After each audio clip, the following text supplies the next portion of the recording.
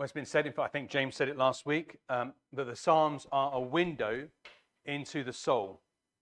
That in the Psalms you find every human emotion, but not just you find our emotions, but how you turn them to God, how they're useful in his hands. And these two Psalms tackle the issue of depression. And that's an increasing, as you're probably aware, an increasing need in our society. In fact, I prepared the sermon, I read something the other day that said apparently as many as 1 in 5 people in Britain at some point contemplate suicidal thoughts. So maybe, as you probably are, there's a better awareness. Maybe there is a better awareness. That's why we see this. Maybe there are cultural issues as to why more people are like this. That's not really our concern. But everyone is going to experience this to some degree. So you feel a bit knocked down, downcast, as the psalmist puts it. At some point, you will have cause to feel like that for a time. It might be an episode. It may be just being a bit down in the dumps. It may be for some people, but that's a lingering thing you experience. An important thing to, and what I'm saying is not a modern spin. Ancient writers use different words for this, but as they come to this psalm, they would talk about that. They use words like melancholy and things like that. So it could not be a more relevant psalm in our time. And important to say out of the blocks as well, that it's not unchristian to be depressed. It's not a sign that you're not a mature Christian, that you're not very sound, you're a bit dodgy, or that you're not converted, or anything like that. We see examples of depression in the Bible. For example, Elijah, and people say this looks a lot like what we now call depression. In church history, people like William Cowper, the hymn writer. And I preached on this a number of times. I preached on this once when I had to just pull it out of the filing cabinet because the preacher was stuck on a train. But I preached it a long time ago in another church. And a man with depression came up to me afterwards and said that it's helpful if you're a bit down, but it's not helpful for him. That both the psalmist and me had got it wrong. That depression does not work like that. Now, John Stott said, always speak from experience. So when he said that, he said, he was a single man, and he said, you can't, for example, if he's preaching on marriage, you can't preach from his marriage, but he has seen good and bad marriages, and he can draw on that. And so when I'm preaching on this, I've obviously sat down with people who suffer with depression. But it's not an issue I'm actually a stranger to, and very few of you would know about this, but for the past probably about a decade, it's something that I've struggled with. Actually, going back, I had a milder form, but something I've had to grapple with. So it's interesting going through this, that some of these things give you an insight you wouldn't get from a book or from counselling, and some things enforce those things as well. So I think the psalmist actually completely nails it. I may not have done. See if I do better this time. But this does give us the tools and a way to process those things. Spoiler alert, it's something to do with Jesus. And the title says a maskil. And normally when we have these funny Hebrew words in the Psalms, it gives a footnote of something like a musical term. Maybe it's the type of music you play along to it. But the word actually is a root, and it's used once in exactly that form in one of the prophets. It means wisdom or insight. So they're coming to this subject in wisdom and insight. An interesting factoid, in modern Yiddish, a maskil is a wise person. So if someone, a Yiddish speaker, calls you a maskil, it's a compliment. And notice it's here in 2 Psalms, but the layout is fairly clear in English. It's much more clear in Hebrew, that it's 1 Psalm. And so, for example, Ruth helpfully read the bit at the beginning to the choir master. So that sort of inscription is in all the Psalms in this block of the Psalms, apart from 43. It only has the one inscription. And there's the style, the balance, and the refrain is that's repeated. So maybe it's in 2 Psalms for us because the first is more about depression with no hope, and the 43 is with hope. So that refrain sounds a bit like a hope against hope in 42, and it sounds like a high note in 43. Also, it's the start of book 2. You see, notice it says book 2. And so book 1 that we've now finished is, the theme is about, so the whole psalm's about God's king and establishing his king. Book 1 is opposition from the world to stop God's king getting to the thrones. Book 2 is about the king communicating with the world. And I suppose the first few psalms in book 2 show that it's a hard world in which he does that. So 3 ways to process depression. For some of us, it's a repeated thing. For some, it's a limited time thing. For some of you, this is preventative medicine or way to help someone else. But 3 sort of things to look at. The first is, what is the problem? The second is, what causes the problem? And the third is, what is the solution? So notice if you're like me, well, let's jump to the third bit, because that's the only bit we need to know. So just how do you sort it out? But we actually have to work through the first 2 to get to the third. It's a sort of both a diagnosis, but also a process that we work through. But I'm going to jump around a little bit because, as you might have noticed, the psalm repeats itself quite a bit. So I'm sort of pulling out themes. So the first thing is, what is the problem? Now, the first thing you have to do is name the beast. You have to define the issue. And this is not a modern mental health manual. It's poetic, but nonetheless, it does some helpful things for us. And part, at least, of the problem is absence from God. Verse 1, as the deer pants for flowing streams, so pants my soul for you, O God. So the picture here is of a deer going to water, and it draws a parallel with longing for God. Now, in the image, to state the obvious, it's a deer. It's not a camel. You think he's a biology expert as well, or zoology. A camel loads up, doesn't it? If you see a camel, they just down gallons of water, and they can then travel for miles in any conditions. A deer isn't. A deer has to keep returning. And in this psalm, the deer is vulnerable. There's a sense later of the psalmist being under attack. Deers are hunted, and they're vulnerable, and they need water, and they can die of thirst. And it pants. The word here is the same word that's used for a dried up stream. So it's actually a parched deer. Often thirsting for God, it's put as a good thing. I guess it is, but it is a painful thing. At least in this psalm, it's a painful experience. If you think about doing proper sport on a very hot day, I vaguely remember doing things like that, and it's actually painful.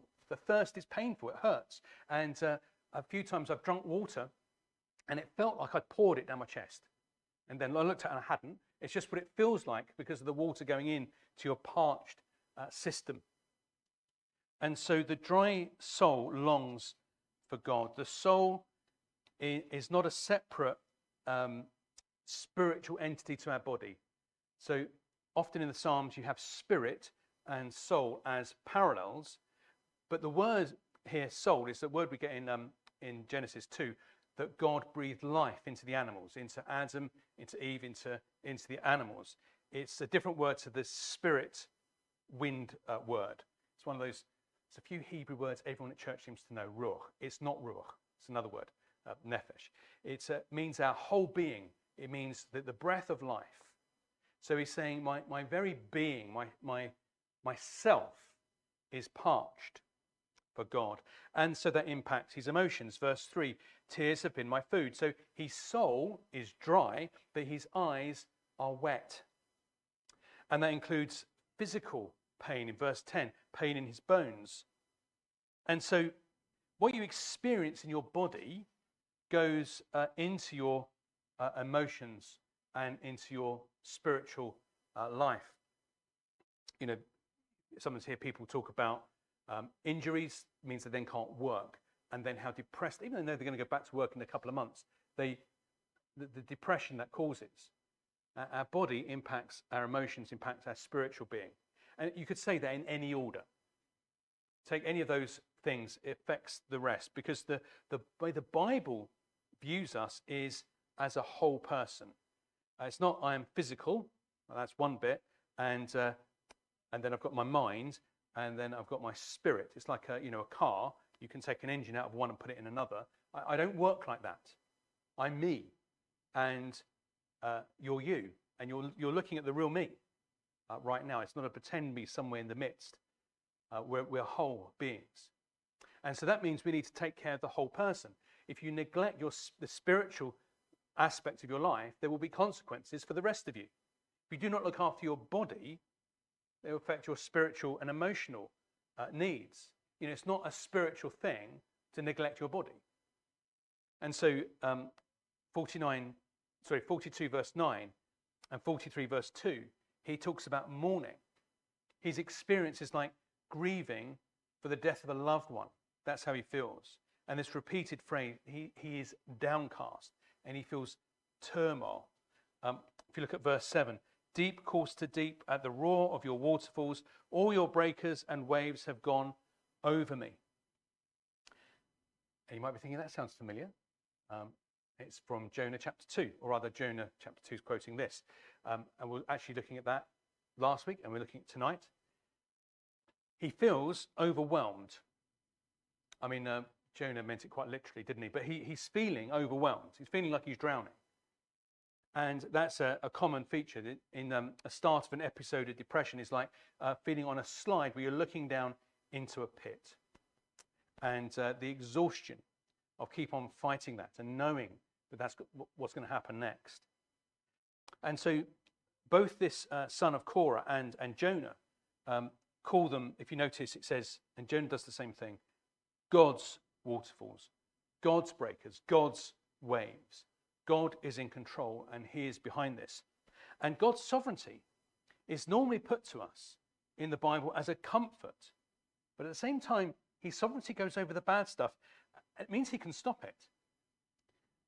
And that is very hard for Jonah, and it's very hard for this son of Korah. And so he repeatedly expresses, has God forgotten me? He feels left behind. And verse 4, he remembers there were good times. There were good times that he had with God and with God's people. And in some ways, though, that's not helping, because there were good times, they exist, but they're not here now. So notice what the problem is not. The problem is not theology. He has good theology. It's not that, well, what you need to do is pray. He's praying. He does a lot of praying. He understands who God is and his character, and he keeps on praying. He understands the sovereignty of God, but it's got to nowhere. Now, I said a spoiler already, it's about Jesus. We'll think about him a bit more. But think on him for a second, who on the cross said, I thirst. He has sympathy with this because he was and is fully human. And all these experiences that we read about in Psalm 42, 43 were his. Now, though it's interesting, this is a son of Korah psalm, not a psalm of David, but it's still something he would have sung. So we can imagine again these on Jesus' lips. As he's been called before, he is the man of sorrows. It's interesting, isn't it? God, as Trinity, is the happiest being in the universe, and yet also he's familiar with sorrows. And all these physical and emotional things, this suffering, he thirsted so that he can give streams of living water to us. More of that a bit later. But how do we get there? Well, there's another step. So we thought about what it is. Secondly, what are the causes of depression? Well, depression does not come out of nowhere. We need to identify its causes, and that's worthwhile. More about why that's worthwhile later. But if someone says, why are you depressed? You can't say, oh, that's because this. There's a few culprits that get you there. And so there's something about his circumstances in verse 6. So he says, my soul is downcast within me. Therefore I remember you from the land of Jordan and from Hermon, from Mount Mizar. That is, he's on the wrong side of the Jordan. He's out of the land. He's far away. So he's far away from God, from his presence, from his people. And this has knock-on effects.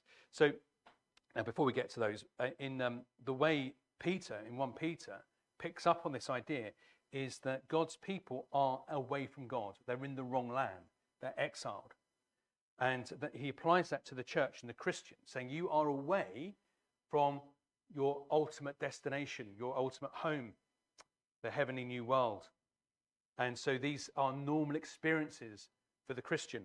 But anyway, there's some knock-ons of being in the wrong place. So verse 4, he's isolated from the temple and the people. So that the temple, in the New Testament terms, is not a location in a building in the way it was in the Old Testament. It talks about Christ's body, the church. So he's saying he's away from the fellowship. There's certain things that, a quiet time, have a quiet time. I recommend them highly. You can do Zoom meetings or catch up on YouTube later. That's a good resource when you're not well and so on. But they're not enough by themselves. God has given us each other, whether you like it or not. And that's what he's done. And we're social beings. So even the most introverted people I know need people. Now, the more sort of self-aware ones have an acute knowledge of their need for people, even though they then need to be in a quiet room afterwards. And that's how God has made us, but not just how he's made us, but how he's made the church. The church needs each other. And this is why when you talk to, David mentioned it in the prayers, you talk to someone from the persecuted church where you can't take gathering with Christians for granted.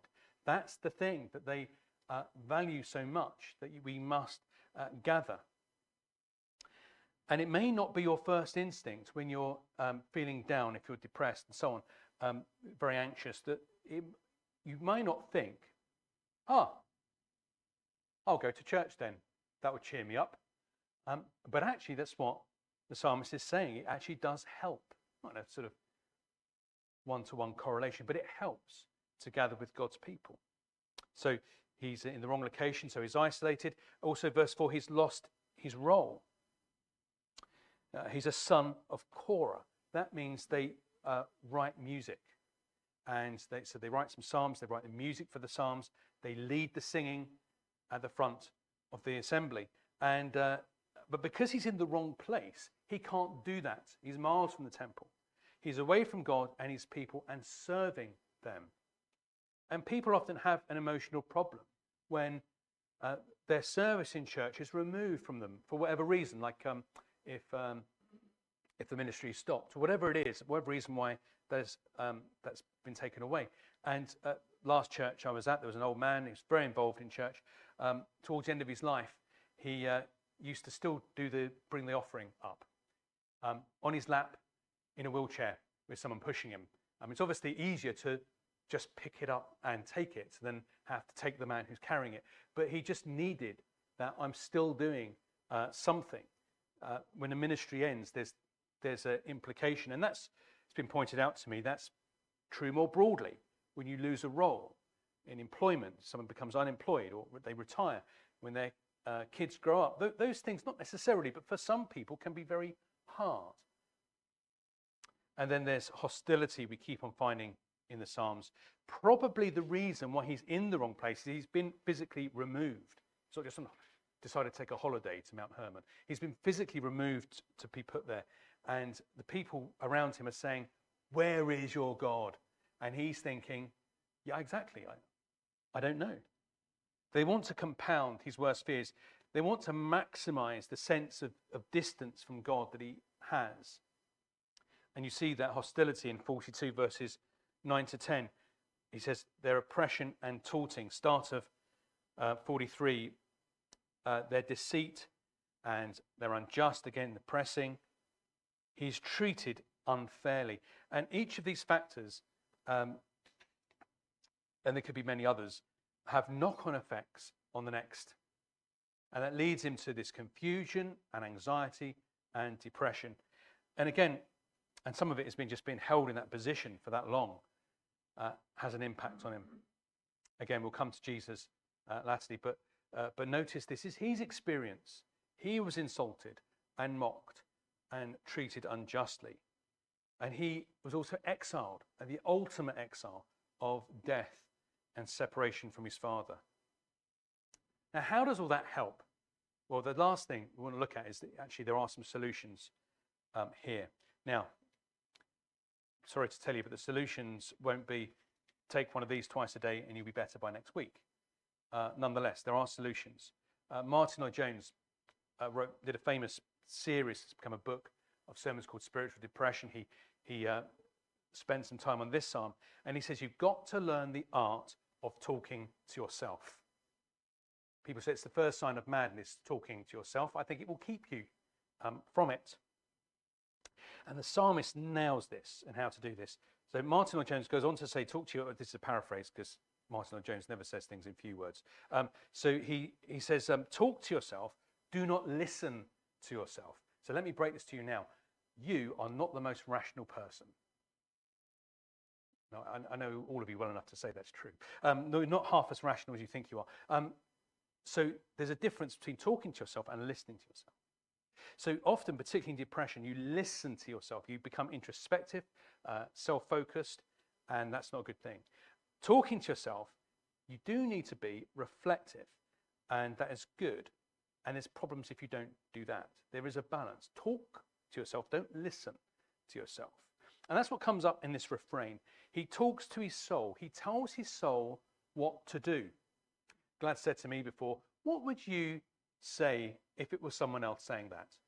And I sort of go, oh yeah, I treat other people very differently. Talk to yourself. Don't talk to yourself with your own ideas. That's not going to go very well. Talk to yourself with biblical truth and ignore what pops into your head. A friend of mine, when he was an associate minister, he visited a lady who was in hospital because her depression was so bad, she tried to commit suicide. He said this to her. You know that every time you decide not to take your life, the angels rejoice. Completely transformed her. You need to talk sense into yourself because you will be lacking a lot of it. So you need to give yourself a good talking to. So notice what the psalmist does here. He's going, soul, now you listen here. I'm the boss of the soul. You need to have a talking to, and he takes control of his soul and of himself. Now, I said earlier that he prays and has the right theology, but he's not solved it. That's right. But I didn't say it's of no help at all. He repeats these biblical ideas to himself, that God is ever present, that he's regardless of how he feels about it, that God is the rock. I remember, it's always dangerous if I just say something, I didn't put my notes. But I remember I was in a previous church, it was a charismatic church, there were a couple of theologians in the church, and one of them he described himself as a bit of an Eeyore. I don't know if he actually had depression or not, but he hated lively music. I mean, he really picked the wrong church. But he didn't like happy songs that kept on going on about how good God is, because that's not how he feels. And you go, but he's still good, isn't he? And that's what's good about the Psalms, is it goes through all of these. Our hymns and our Psalms we sing should have happy, rejoicing ones and the other ones. So I was like, can we do a bit of both? Otherwise you become sort of emotionally constipated. And most of us are English, so we're halfway there. We need to go through all of these windows of the soul. And so he prays these truths. God is present regardless of how he feels. And he keeps going to God. And that has a couple of effects. Now, first, he tells God how he feels. And secondly, he asks God to change things for him. Now, God can handle that. Sometimes there are psalms that look like they are complaints. And you'd be pleased to know if you think, gosh, that looks like a complaint. The experts on the Psalms call them complaint psalms. The psalmist complains. And the good news is God can handle your complaints. You know, if you can say to God, God, I feel like I'm disappearing into a pit, and it's your pit. What's going on?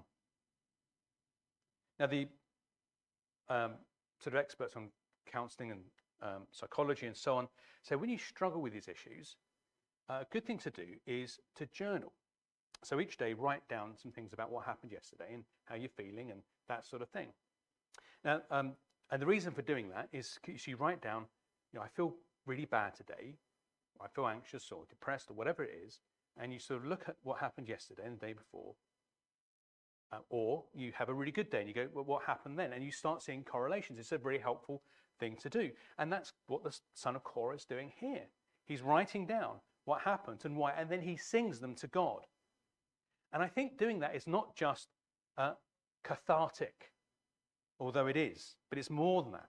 And look at how he ends the psalm in verses 3 and 4. Send out your light and your truth. Let them lead me. Let them bring me to your holy hill and your dwelling. And I will go to the altar of God, to God my exceeding joy, and I will praise you with a lyre, O God, my God.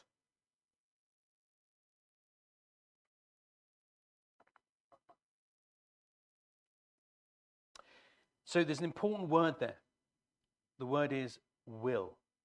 I will go to your altar. He doesn't say, I'm in a bad place. I hope I get there eventually. No, I will go to your altar. His hope in God will answer him. He says, send your light and truth. And we need to ask him to inject that light and that truth. And tell ourselves we are going to arrive. And so that refrain, the last time, then feels different, doesn't it?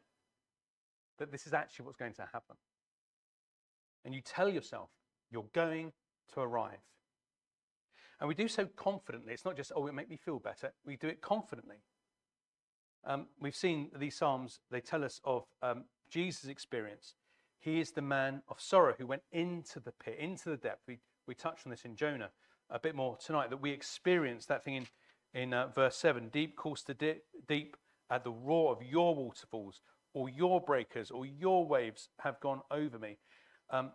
What is it that Jesus says in the Garden of Gethsemane? He says, I'm overcome. He's overcome with sorrow and grief. He is the man of sorrow who said on the cross, I thirst, just as the psalm started. All the weight of God's displeasure with our sin was on him. He was isolated. He was treated unjustly. And what did he say to the woman at the well? He said, I'm thirsty. And he promises this to open these streams of living water, and that they start in us and they well up, and we can offer them to others. Because he thirsted, there's a stream of living water that is open for anybody. But we're not camels. We're delicate deers that need to keep going back to the stream. So he took our suffering of sin, he went to the cross, and we can imagine him singing 43 verse 4, that he did get up in the resurrection. We see something similar in Jonah, but Jonah just looking forward to the big one at the resurrection. Jesus goes to the cross. He raises from the dead and then is ascended on high. And therefore, he is our hope. The depression needs to introspection, but we are to look to him. And that's what the psalm does. The psalm takes us out of ourselves to the altar. It takes us out of ourselves to Jesus and to heaven. And so our feelings are not the last words. They don't win. And so they need to listen. They need to be put in their place. And I don't mean that in a weird sort of stiff upper lip English way. But we need to talk to ourselves, and they must listen, not the other way around. Depression may come. It comes like these repeated waves that hit you. But in the end, it loses. And as we'll see a bit more tonight, our current experiences are not wasted, and they're for our good. We will see his light and truth, and we will be, verse 4, we will go to the altar of God, to God our exceeding joy. And we'll praise our God. And that future changes everything that we experience now.